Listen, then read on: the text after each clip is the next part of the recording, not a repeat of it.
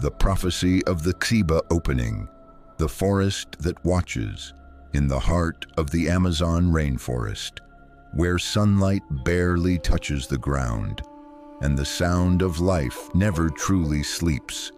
There has always been a prophecy, not a story told to frighten children, not a legend whispered for entertainment.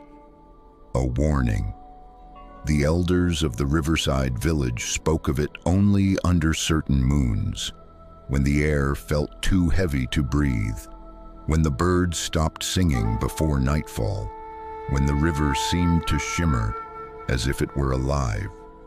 They said that one day the Rio Negro would glow beneath a full moon like silver fire dancing on black water, and when that happened, the enchanted ones would return, not to celebrate, not to seduce, but to protect, because something would be terribly wrong. And that night finally came. The signs before the awakening. For weeks, the forest had been restless. Fishermen returned with empty nets. Monkeys screamed into the darkness long after midnight. Owls circled the canopy in tight spirals as if guarding something unseen. The elders said nothing at first, but they watched the sky. They listened to the river, and deep beneath the roots of the oldest trees, something stirred. The young did not notice, but Yaru did. 17 years old, son of a fisherman, raised on the rhythm of paddles cutting through water. He knew the river better than anyone. He knew how moonlight normally reflected on its surface. He knew the difference between wind-made ripples and something moving below. And on that night, the water was breathing. The river ignites. The moon rose slowly, full, heavy, almost red. Yaru stood at the riverbank, his bare feet sinking slightly into the damp soil. The jungle behind him pulsed with distant sounds, insects, leaves shifting, branches cracking softly. Then it happened.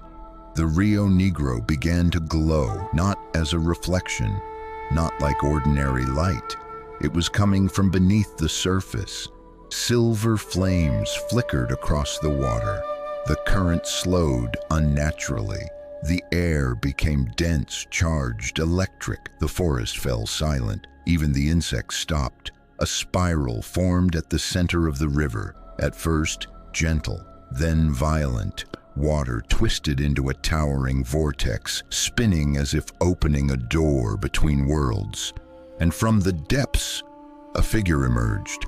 A man dressed entirely in white, impeccable suit, polished shoes untouched by water, a hat resting perfectly upon his head. His smile was known in legends, but tonight he was not smiling. The pink river dolphin, the Boto, but not the charming trickster of village festivals. His eyes were grave. "Iyaru," he said softly, though his lips did not move. "The balance has been broken." The young man tried to speak, but the wind answered first. The whistle in the trees. Before Yaru could respond, a sharp whistle sliced through the forest. Not distant, not soft. Close. The wind shifted instantly. Leaves spiraled upward as if pulled by invisible hands. Dust lifted from the ground.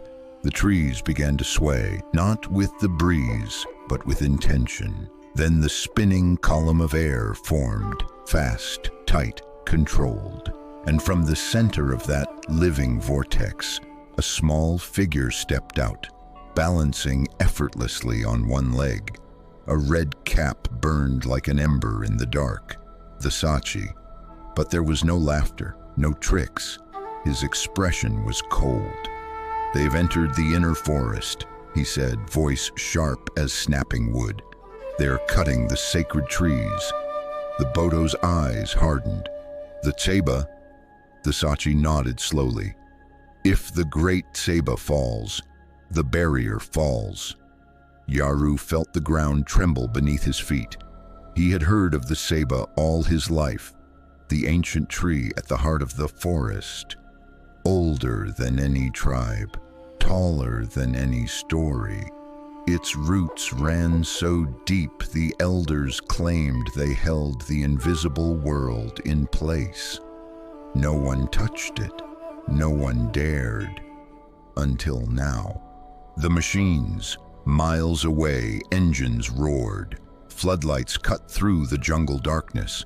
Metal teeth chewed into bark. Men shouted over the noise, confident, impatient. They saw timber, they saw profit. They did not see warning. The first sacred tree fell with a crack that echoed for miles, and the forest reacted. Birds exploded into the sky in chaotic swarms. Monkeys shrieked. The river current quickened. Back at the shore, Yaru felt it in his chest, a pulse like a heartbeat beneath the earth. The Boto stepped back into the water. The time for whispers is over. He vanished beneath the surface. The Sachi spun once, twice, faster, until he became wind itself. Yaru stood alone for a split second. Then he ran toward the heart of the forest, toward the Seba. The heart of the forest. The Seba towered above everything.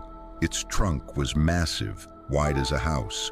Roots rose from the earth like frozen waves.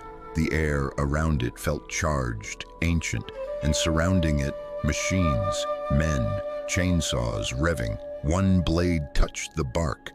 That was the moment the river exploded. A wall of water surged from nowhere, crashing through the lower camp. Tents ripped free, equipment flipped. Floodlights shattered into darkness. The Boto rose within the chaos, eyes glowing faintly beneath the red moon. The men panicked, but the forest wasn't finished. Wind spiraled violently between the trees. The Sachi's laughter finally returned, not playful, terrifying. Engines stalled simultaneously. Metal twisted unnaturally. Fuel lines snapped. Tools flew from trembling hands. Vines began to move, not swaying, grabbing, wrapping around ankles, pulling equipment into mud, snaring machinery like prey. The forest was no longer scenery. It was fighting. The awakening Yaru reached the Seba and placed his hand against its bark. It was warm, pulsing, alive. A surge of energy shot through him, visions flooding his mind, ancient rituals, guardians long forgotten. The first village built beneath its branches, and beneath all of it, a sealed darkness, something ancient, contained. The chainsaw cut deeper, the sky cracked, thunder roared, though no clouds were present. The moon turned fully red, and then it happened. The roots moved, slowly at first, then violently. They erupted from the ground like colossal serpents, tearing through soil, overturning machines, lifting men off their feet. A roar echoed from below the earth, not animal, not human, primal. The Amazon itself had awakened. The invaders fled blindly, stumbling through mud and shadow, abandoning everything behind. None of them looked back. None of them would ever return. Silence after the storm. As suddenly as it began, it stopped. The floodwaters receded. The wind slowed. The roots sank back into the soil. The moon softened to pale silver once more. The forest exhaled. The Boto stood once more at the river's edge. The Sachi adjusted his red cap. The Seba stood untouched. The Boto looked at Yaru. "You heard it," he said quietly. Yaru nodded. "The heart," he whispered. The Sachi smirked faintly. "The forest protects those who protect her." And just like that, they were gone.